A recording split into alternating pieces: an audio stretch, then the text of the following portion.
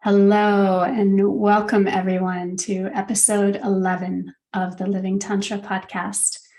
Today I am here with a dear friend and colleague who I deeply, deeply respect, Matt Sturm. Matt is a guide for transformational experiences. He currently runs the Living Cosmos Integral Mystery School, which is focused on the evolution of consciousness at the intersection of science and spirituality. For the past 8 years, Matt's been teaching about sacred sexuality, yoga, and spirituality. He facilitates men's retreat and is in the process of publishing a workbook for men on masculinity and sexuality. Matt has training in somatic psychotherapy, psychedelic-assisted therapy, yoga, Reiki, Neo-Tantra, and is deeply connected to both Tibetan Buddhism and the Western mystery traditions. So, Matt, I want to start off this conversation with one of the most profound terms you've coined, erotic sovereignty. Can you give us a definition and tell us a little bit about it? Yeah, absolutely. I mean, first off, just thank you for having me. It is such a pleasure to be here and to get to share this space with you. So thank you. My pleasure. So erotic sovereignty. Well, I like to take the two words separately and then put them together. So starting with sovereignty, my definition for sovereignty is an embodied yes to what's happening. And it takes a little bit to come around to what that is. So the way that I hold sovereignty is that each and every one of us is sovereign at core. We are fundamentally sovereign beings. But through the course Wait. Define sovereign. What does it mean to be sovereign? So sovereign is the experience I'm having when I'm saying yes to reality. My experience. My experience. Right. Yeah. And it's not an intellectual yes. I say it's an embodied yes because it has to come from the core of me, from my heart. So you are sovereign. Everyone listening to this is sovereign, but I deny it. I push it away. I say, I judge my experience. I say things should be this way or they should be that way. And in that sense, I disconnect. So I'm not trying to get to sovereign. I'm trying to align to the sovereignty that's already at my core. And I do that by saying yes to my experience. Whatever it is. Whatever it is. Right. So this is far beyond the realm of sexuality. Yes. I mean, this touches into the core of our human experience, what it means to be a human in this cosmos, in this universe that we find ourselves in. So sovereignty, I'm not choosing what's happening around me, but I can choose to say yes, to align to the experience that I'm having, and that's sovereignty. So that's the first piece. And if we can hold that, then we look at the word erotic. So I use the word erotic very broadly to mean my aliveness, my life force energy. And this includes my turn on, it includes my arousal, it includes my sexual pleasure and my desire. But more broadly than that, it's my creativity, my genius, the way that life wants to move through me. That's my erotic nature.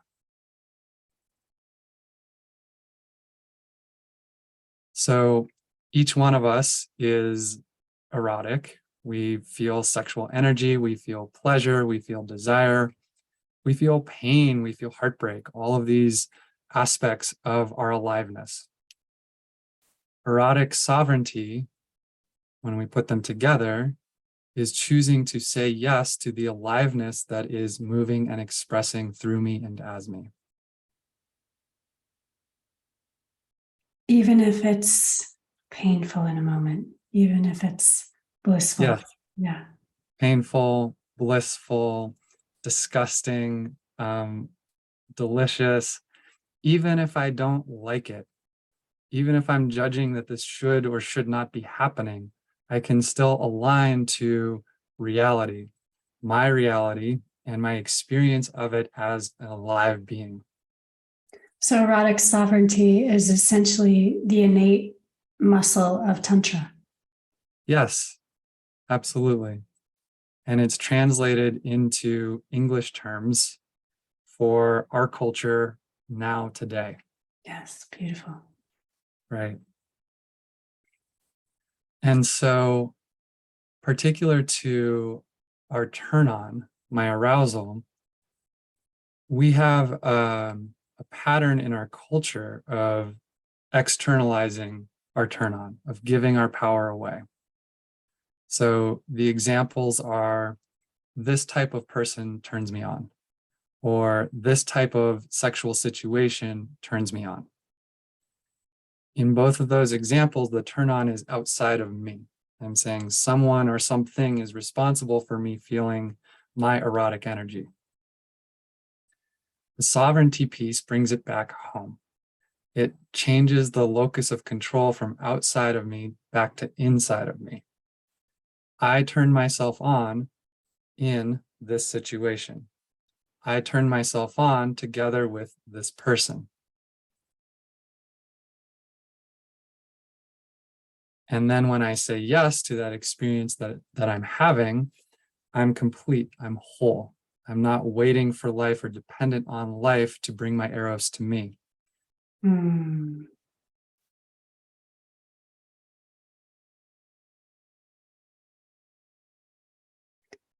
Right. So there's more of a dance, a co-creation happening. Yeah. And there's an ownership of it. Whatever I'm feeling is mine and it's here for me.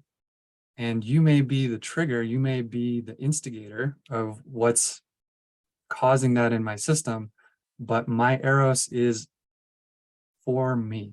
It is My of me. pleasure. Yeah, my And then pleasure. I can share it back with you. Same. Mm-hmm. Right. It's so empowering. Yeah, my pleasure. Right. My pleasure. Yeah. I self-generate my pleasure through my environment, through the people I engage with, and my pleasure is here for me to enjoy. Mm. And then I can share that pleasure back out with others from my center, from me. Beautiful.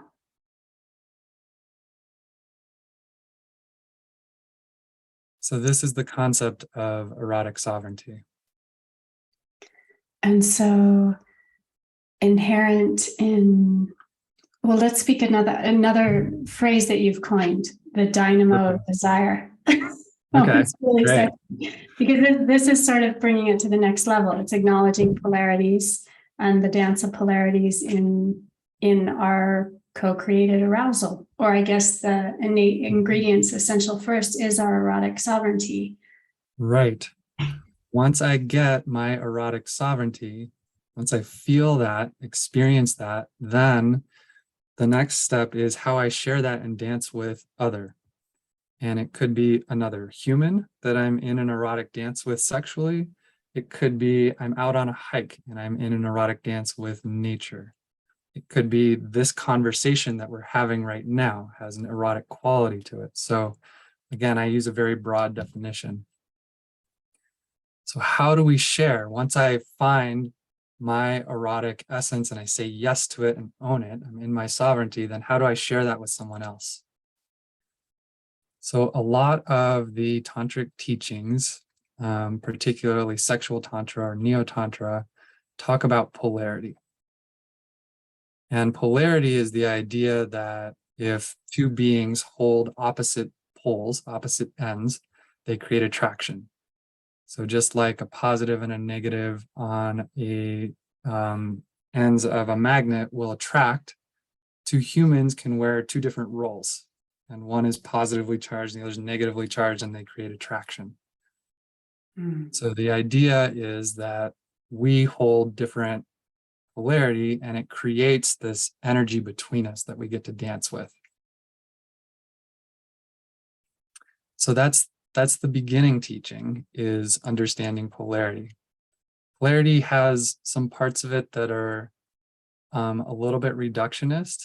Oftentimes we talk about masculine and feminine polarity, and it tends to pigeonhole what for me is a huge infinite tapestry of what the possibility is for masculinity and what the possibility is for femininity.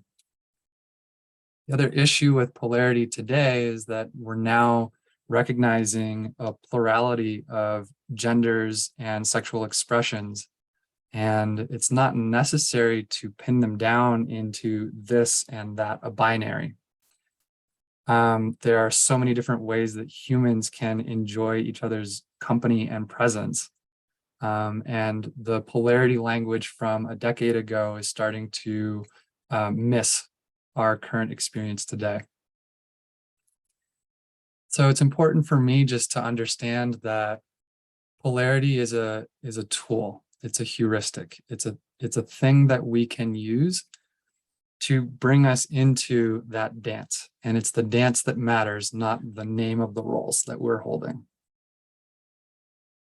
Yes, and we can move through different, but like in one moment, I can be more in my femininity and you more in your masculinity. And then if we're just open and available, that could switch in the next moment, and I could be more masculine and you could be more feminine. Yes. Absolutely. Right. And what you're touching on is so important. So when we look at nature, if I put a positive and a negative magnet across from each other, they'll find each other and then they stop. And the negative electron and the positive proton find an orbit, and they find that stable orbit, and then they just stay in that. Same with the planets and the sun. So simple polarity just creates a stable unit. But what's happening when we're in lovemaking is not that. It's so much more than that. So we need to go beyond the polarity model, and what you already named. My model is called the dynamo of desire. And it's a little bit more complex, but it breathes some more life into what I see actually happening as I'm engaged in a creative dance with somebody else. So human relationships, we often have two or more sets of polarity that we're engaging with, not at the same time, but we flip back and forth between this one and that one. So I'll give you a simple example. Imagine a BDSM scene where one person is dominant and the other person is submissive. If the dominant and submissive roles are the only thing that's happening, that scene is quickly going to come to a standstill, where the dominant person is guiding, guiding, guiding, and the submissive is surrendering, surrendering, surrendering until they reach the point where it meets and then it completes. What keeps that scene alive is there needs to be a feedback mechanism. So the submissive person can also be expressive. They can say, oh, this is great, or no, no, too much, or change it this way. And however they express, that's giving feedback in the other direction, so that the person who's dominant can then step out of the dominant role and perceive. They can listen. And by listening not only to what the submissive person is expressing, but listening to the whole scene, to the whole environment, the dominant person gets more information for where to take the scene next. So this is how the dynamo starts to get created. The two sets of, go ahead. Yeah, so in a sense, what you're speaking to is polarities enact a spin that creates an alchemical field that eventually what emerges from that field is beyond the two polarities. Yes. Okay. I love it. Right. So sometimes we'll be in the dominant and submissive polarity, and that will create some amount of movement. And then at other times, we'll switch into the expressive and perceiving polarity. And it'll move back and forth. And as it moves back and forth, it becomes a wheel that starts to turn. This is what you're saying. And so we create a system together. We create an emergent flow, which is the creative expression of our lovemaking, or in this case, the dominant scene. And that flow is what enables us to disrobe or undress who we knew ourselves to be. Yes. Identified as, and unify into something beyond that, into something that's unknown. Right. Yes. We enter into a process. So we step out of Matt and Catherine and we become this creative, flowing, emerging thing. And because we're moving back and forth, it's evolving, it's responsive. And so this new unity is created between the two of us. That's the union.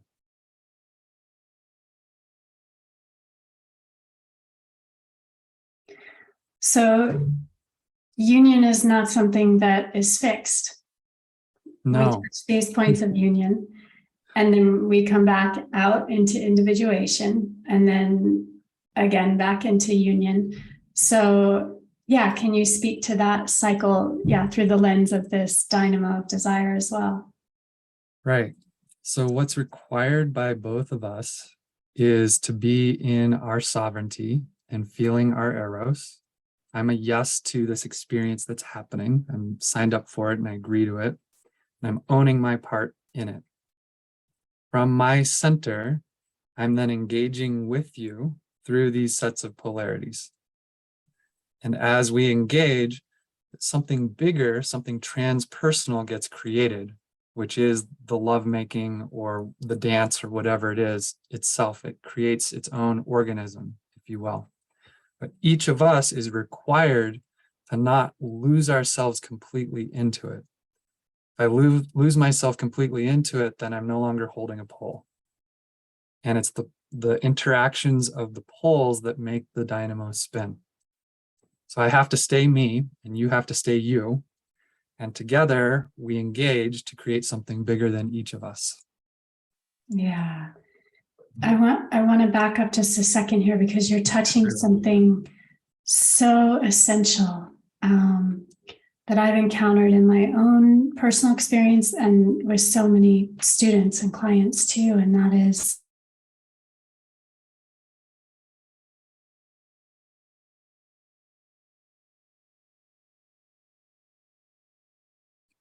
because they don't have certain techniques or tools or it to bring into the sexual arena. And I always reflect that it's not about that. It's about knowing oneself enough and being open to what innately opens between two people. It's that is informing the space versus who I am and the tools and practices I bring in, and who you are and the tools and practices you bring in. That's not a meeting of two people. Right. That's not intimacy. Yeah. Yeah, I totally agree. There's some level of performance in that. And the tools are great because they give us, insofar as the tools take me into the experience that's happening. But the tools in and of themselves, I can use to hide my insecurity. I can use to cover up where I'm not certain, where I'm not trusting myself or the situation. So can you speak to that? Because in my experience, the more we reveal ourselves in our vulnerability, actually the more eros is available. Yeah. I completely agree, because at our core, we are aliveness. Eros is a fundamental aspect of who I am. So the more I can get out of the way, personality self can take a step back to just trust into what's arising in my body. Sovereignty piece is saying yes to whatever's arising. That is what does the dance. Personality Matt doesn't have to own it, doesn't even have to be the director. I'm just there guiding and along for the ride. Woohoo. Yeah, right? How exciting. And what a relief. I'm not the one who has to be responsible for this and figure this out.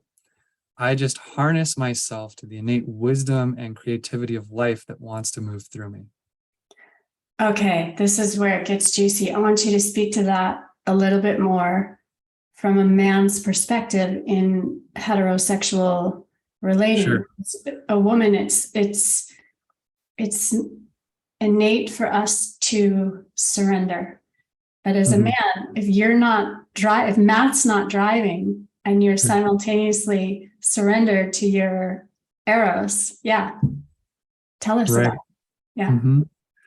So I want to give you so the dynamo of desire, if you imagine a circle cut into 4 quadrants. The left 2 quadrants would be one partner and the right 2 quadrants would be the other partner. The top half is one polarity and the bottom half is the other polarity. Okay, so that's kind of the visual, for visual thinkers, that's the map that we're using. And so it's built in the changing or the back and forth. It's not just one. Got it. Right. So the map, the labels that I gave for the dynamo of desire with the dominant and submissive scene, those aren't the only labels that we can use. From my perspective, we can use as many labels as we feel, as our imagination and creativity allows, so long as they enable the wheel to turn. So I want to give you some other labels now, some labels that I use for masculinity and femininity when they interact. So the masculine, let's do the top polarity and the bottom polarity. The top polarity between masculine and feminine is power, masculine is presence. The bottom polarity, feminine is surrender, masculine is penetration. So the 2 feminine traits, and I made this up. You can make up different ones, but these are the ones that really work for me. 2 feminine traits are surrender and power. The 2 masculine traits are presence and penetration.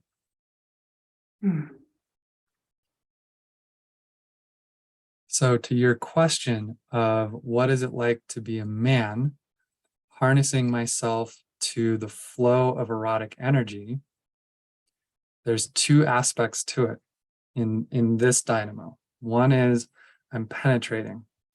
Penetration could be physical intercourse. Penetration could be through my words or just through my presence, where I'm focusing my energy and attention. Single pointed, basically. Single pointed, right. The action of penetration, when it's used skillfully and well in a healthy way, is that it deepens into the marrow of an experience. It cuts away what's not real. It brings clarity and truth into the center. Yeah. Right. So my life force, when I'm in the penetration mode, wants to move into that single place of focus and truth. This is the thing that's happening right now. We go deeper and deeper in. If all I'm doing is penetrating, it's going to hit an end point. It's going to break. It's going to stop. The flip side of that is presence. I then open my consciousness to be available for what's arising in the field.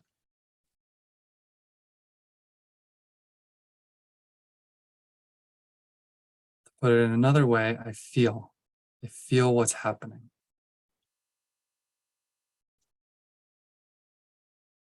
So it's almost, you're moving back and forth between doing and being.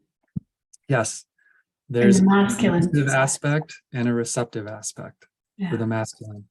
And those meet up with, on the other side of those polarities, surrender is the receptive aspect of the feminine, and power is the emissive aspect of the feminine, the Shakti.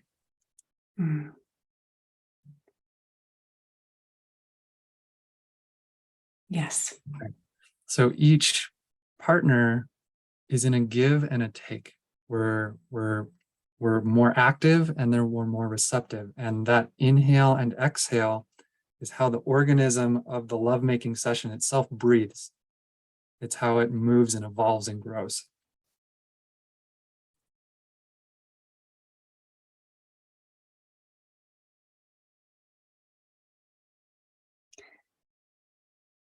Okay, so because I am who I am and you are who you are, sex itself is a dead end. So what is the ultimate pursuit of all of this? So sex is not a dead end. I'm not sure I understand that fully. I would say that sex is just a means to something larger. That's it. Better said. Yeah, cool. Yeah. Right. Sex is a pathway in. And what we're here for is full realization of who we are and can be as humans. My sense, every single one of us. Yes. So I can use sex as a tool to realize who and what I am. I can use meditation as a tool to realize who and what I am. You can use yoga, or any one of these pathways, 1,000 monks, 1,000 pathways. So sex is one pathway. Where we get confused is we think that sex is the end, it's the goal. Or we think that my pleasure, my satisfaction is the end or the goal. Again, pleasure is just a tool. It's showing me where it's good and where I can lean in. So sex in its proper alignment to our human life is a beautiful, powerful pathway to know myself and to experience reality. And sex takes me beyond Matt, beyond my narrow personality, conceptual mind, habitual self. It opens me to a more expansive reality.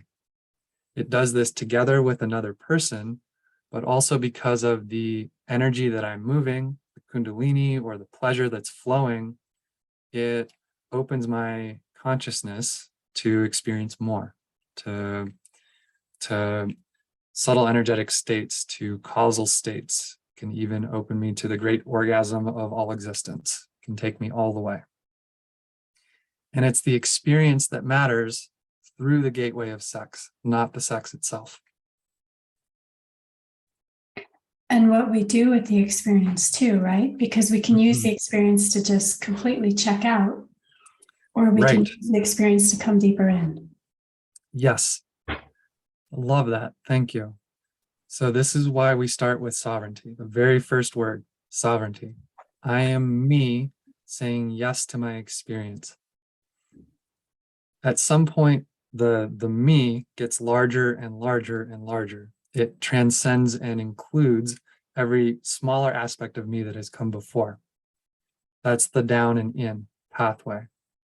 If instead I am checking out, then I'm no longer here to receive and integrate the experience. There is not a more profound reality outside of this one that I'm trying to get to. I don't have to leave here to get to something more. Yes. Rather, I commit to being here. And by being here so fully and completely, I expand what's possible for me now. I include more and more and more of reality in my consciousness, in my experience. That's what we're going for. I mean, essentially that's bringing heaven to earth. That is creating, bringing our full multidimensional selves into, here and now. Right. We know the divinity of this human form. We welcome in the higher consciousness to be together with me here and now. So in more of like the Christian terms, we're talking about manifestation. In the Buddhist terms, and the yogic terms, it's like embodiment. My body becomes the body of the cosmos as I transcend and include larger and larger realms.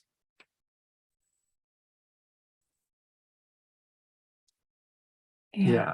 Beautiful. It's receiving the transmission behind. Yeah.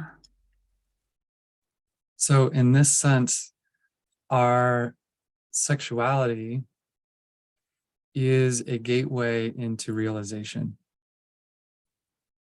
Yes, I can have better orgasms.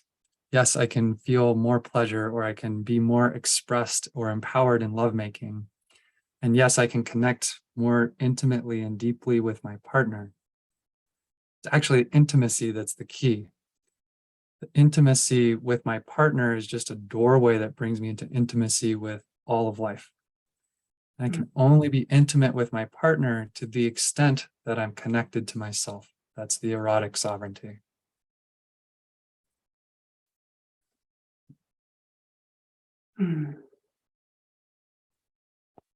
So, as a man, Yeah. erotic sovereignty, can you speak to erotic sovereignty in connection to non-ejaculatory orgasm? I mean, to me, they seem so linked. Mm-hmm. So non-ejaculatory orgasm is like one of those tools that we were talking about earlier. It unlocks an incredible amount of availability inside of a man to open to sex beyond the narrow goal of getting off and having that be the end point. Sex becomes an unbounded, undefined, uncontained playground to explore with no particular endpoint, no particular goal to get to. It's just me having my experience and sharing my experience with you and seeing what happens. As opposed to I'm building up my arousal to get to this one peak and then I'm done. So there are a whole slew of practices that I have worked through in myself and that other men have connected to. It's a major initiation to learn how to have non-ejaculatory orgasm. But every single man who I've talked to who's figured out how to do that within himself, every single one has said, it's worth it, and I would never go back. And how has that changed how you engage with women? Yeah, it's changed the place. Fundamentally, it's changed the place that I engage with women from. So what I learned about myself through going through, took me about a year to learn how to transition from ejaculation to having non-ejaculatory orgasms.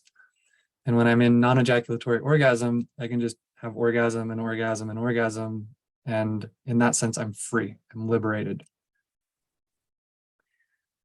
So what I learned about myself was that insidious agenda to get off was coloring not only the sexual act itself, how I was showing up in sex, but it was coloring most interactions I was having with all women everywhere.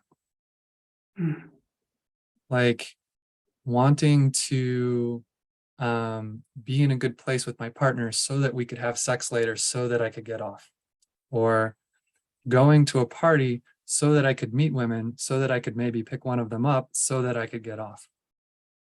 Wow. Like all of these behavioral things that I was doing, like the hoops that I was putting myself through and jumping through. And at the end of all of those hoops, it was so that I can get off, was what I discovered for me.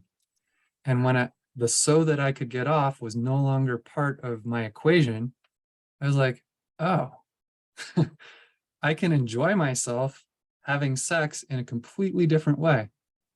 I can enjoy myself in a relationship with a woman without this thing in the back of my head of like, are we going to have sex? Is it going to get there? What do I need to do in order for us to do that? I can show up at a party and actually engage with a new woman for what's here right now, not from will it get there eventually. And I can speak to my experience with you as a woman being with a man who has liberated himself from that. I feel free. I feel more space to just be and express and allow me without worrying about if something's misunderstood or someone taking it the wrong way or, yeah. Beautiful. Yeah. Yeah. Right. And so this is how like attracts like, and we create space to invite ourselves, like me doing my work invites you into a more expansive you, and you doing your work does the same for me. Right. And the unconscious or unspoken agenda that I was running for most of my life as a man, you probably feel as a woman. And it comes off as either pressure or it even can feel unsafe when I'm not in ownership that this is really here for me. Yes. Right. And the same for women. I've had many, well, I can speak for myself. I went through a period where the men that I was with were not able to maintain an erection. And when I went deep enough inside myself to uncover a place in me, deep in my womb, that was holding a lot of darkness and hatred toward the masculine, and I started to release and heal that, it completely changed my interactions. Yeah, totally. And so you doing your work in this sense, you were liberating yourself, you were moving through your shadow and reclaiming it and loving it and welcoming it home. And doing that enables the men to, in your life, to step up into a more expansive place. Yeah. And this is the positive cycle that we can create between masculine and feminine. When I'm doing my work on my healing path, and when I'm showing up from a place where I'm resourced and whole, I'm in my fullness, that then spills over. I then offer that out, I radiate it to the feminine, who picks up on that and is nourished by it and then does the same. And it creates this reinforcing cycle. Mm. And the cycle spins in the other direction too. When I'm in my scarcity, when I'm in my fear story, when I'm needy or avoidant or whatever my pattern is towards you, that negativity, if you pick up on it and then you start doing your reaction to it, creates a negative reinforcing cycle between the masculine and feminine. So, Matt, besides sexuality and consciousness, you have an incredible wealth of wisdom in relationship. So, can you speak a little bit to the dance between, because we all have our shadows grab us, and the deeper in we are in relationship, the more we get. So, what is that line between getting caught in the downward spiral and catching ourselves enough? Right. Yeah. So what you're speaking to here, there is a concept from Buddhism called the tantric consort relationship. And what that points to is relationship as the crucible for healing and growth and realization. It's not relationship for safety or comfort, though those are both aspects of it. It's not relationship for the roles that I wear and that you wear, me being a provider and you being a nurturer, whatever. It's relationship for the purpose of basically us reflecting to each other where we're ready to grow. In order for me to show up in relationship, as in sex, I need to be sovereign. I need to have myself. Not 100% of the time. I don't have to do it perfectly, but I need to be committed to, when I lose myself, when I get triggered, when I go into a childhood part or become reactive, my responsibility is with me, to me, is to come back to me, come back to my adult self. And that's how I can continue to show up in relationship for everything that relationship has to give me. And relationship is here to show me where I'm ready to grow and heal. So, key ingredients necessary from your vantage point for a consort relationship. Okay, there are 4 of them. Of course. Yeah. So number one is I'm taking care of me. My responsibility in connection with you, not in connection with you, is to take care of me. It's not your job to take care of me. If I try to use you to take care of me, it warps our power dynamic. That doesn't mean that I'm an island by myself over here. I can lean into you for support, but it's on me. It's not on you. So that's number one. Number two is I'm showing up. And what I mean by showing up is I'm being authentically me. I'm choosing not to hide. And I'm choosing to make this relationship a priority in terms of my time and my energy. Choosing. Yeah. Choosing. Yeah. I'm here. So I'm taking care of me and I'm here. And then the third one, and this is a doozy, this one continues to just work me over so good. The third one is I'm loving you exactly the way that you are. Mm. And what that does for me, that little sentence, I'm loving you exactly the way that you are, it has shown me all of my agendas for you to change. It has shown me my arrogance in thinking that I know what's right for you and how you should be and behave. And it brings me back in humility to what's real right now. Mm. Loving some future picture of who you could be is not real. It's actually codependent. Loving you where you are right now, that is the true, like, terrifying essence of relationship.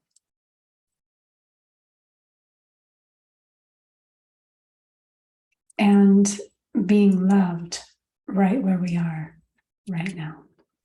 That's the medicine that we give each other. Yes. Yep. Because you're going to be able to love me in places that I don't see or that I refuse to love myself. And when you give me that love, you shine that light on me. That's the alchemy. And number four? Number four is I'm aligning to what's true. Mm. Even if it hurts me, even if it hurts you, even if it means this relationship has reached its conclusion or it needs to grow and change in ways that I don't want to, I'm aligning to truth and I'm speaking my truth. Okay, for you, how do you align to truth? How do I align to truth? I come into my heart and I listen. Mm. Yeah. But it goes hand in hand with the one before it. Love you exactly the way that you are. It doesn't mean I don't have boundaries. I'm taking care of me. I'm creating boundaries for me and what's okay. So if you're acting in an abusive way, that doesn't, me being in a consort relationship doesn't mean I'm just putting up with it. Mm. Next part is, how do I communicate to you what I see without an agenda for you to change because of it? Love you right where you are. And here's the truth that I see for you. You can pick it up, you can set it down, you can take it or leave it. But I'm sharing what I see.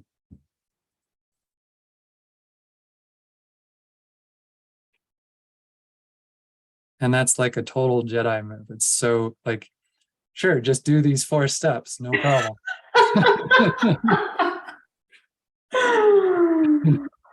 Mm. So the ultimate goal in a consort relationship is growth and love and truth. Yes. Not that we stay together, not that it looks a certain way, not that. Right. Yep, 100%. This is relationship as a crucible for realization of who I am, who I Which came here to be. enables the deepest love, like the most true Right. love. Yeah. Right. And so you, if you're in the role of the consort for me, you become the emissary. You become, first off, the beloved on behalf of the greater beloved, the universe, but you also become the emissary of the universe to engage with me on my path of growth and healing. Mm. To put it another way, I meet the reality of the universe most directly through you as my consort.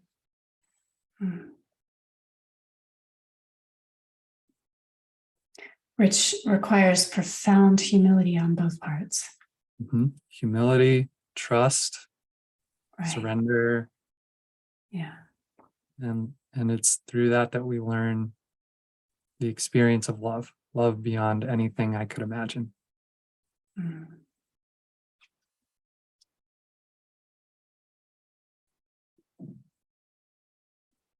Yeah, beautiful. Not for the faint of heart. Not for the faint of heart. In the Tibetan Buddhist tradition, my understanding is that the consort relationship is considered to be one of the most challenging and direct pathways to realization. Mine too. Yeah. Yeah. So it's full on. Yeah.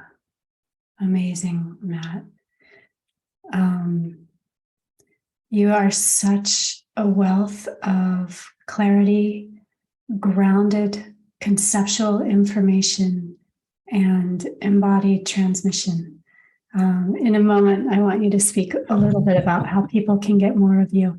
And it doesn't matter. Yep. It doesn't matter what the content is of what you're teaching or sharing. It's just all so good. Thank you. And so stripped of anything superfluous, and just penetrate straight to the core of what's possible. So I know that you have a course coming up in November. I'll let you speak to that in a second. Okay. I'm at a place in my own career where I'm ready to hand over all the men who have ever come to work with me or are asking to work with me over to you, because what you have embodied and carved out in terms of embodying male sexuality in connection to the soul and our desire for realization is profound.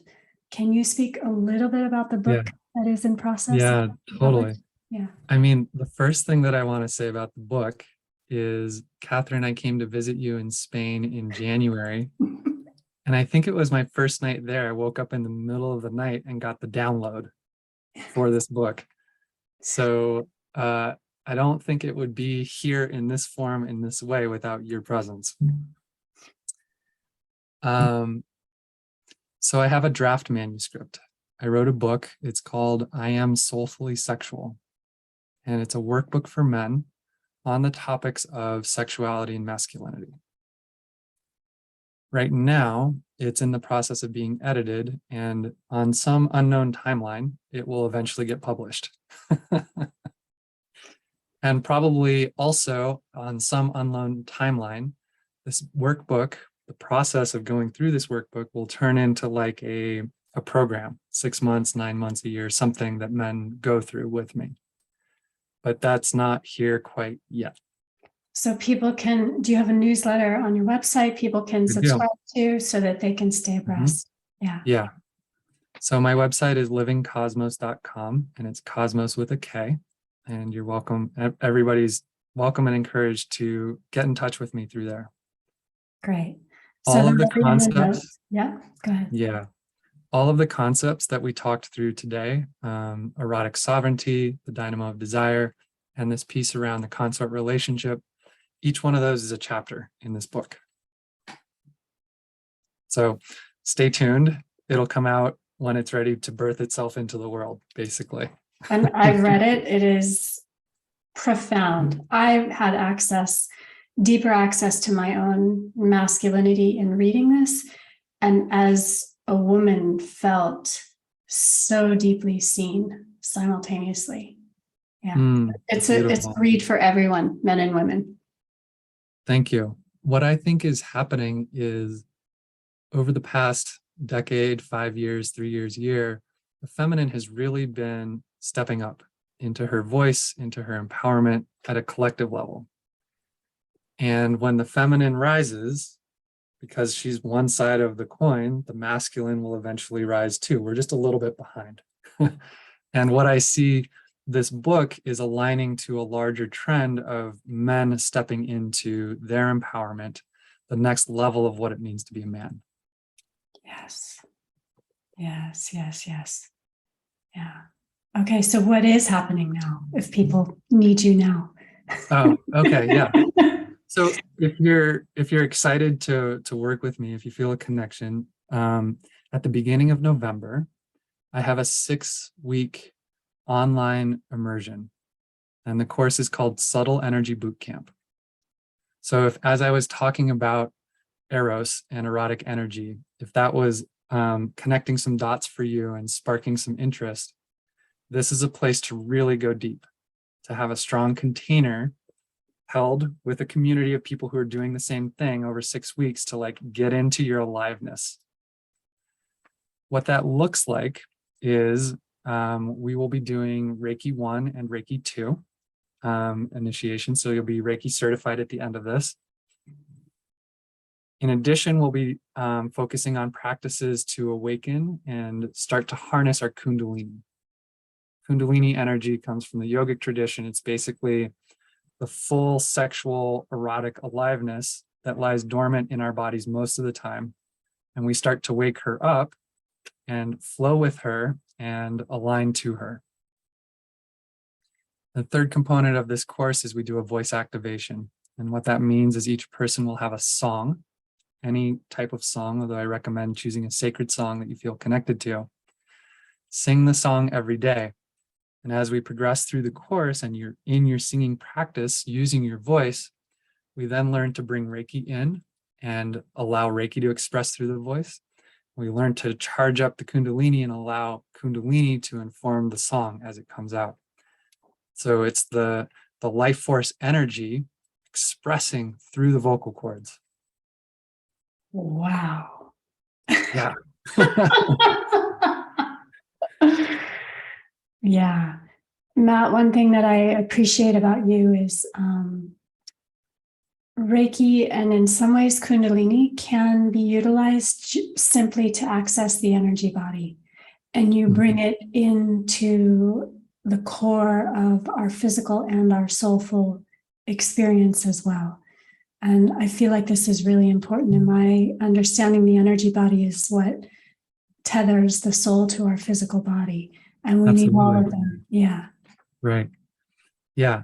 So the more that I'm able to open up my energy body, first off, it's going to enliven my life. I'm going to have more physical energy to do my work, to go play, to have fun, to show up in all the relationships I have. But also, as you said, the energy body is a mediator to the soul. And the soul carries my life's purpose. It shows me my dharma. It lays out the path of how I'm here to grow in this lifetime. So by activating my energy body, it then creates a bridge to a more expansive experience of who I am. Yeah, beautifully said. So November, it's happening. And there'll be a link below in the notes for those of you who register. Yeah. Oh, Matt, thank you so much. This was really, really, really juicy. And I'm just so pleased that more of my audience gets exposure to you because, yeah, you're a gift. Thank you, Catherine. It's so fun and exciting to be here. And I love getting to talk through this stuff with you. Just the questions that you ask and the space that you hold really invites me to shine. And that feels wonderful. So thank you. My pleasure. Yay. Well, thank you all for joining us, and I will see you next time.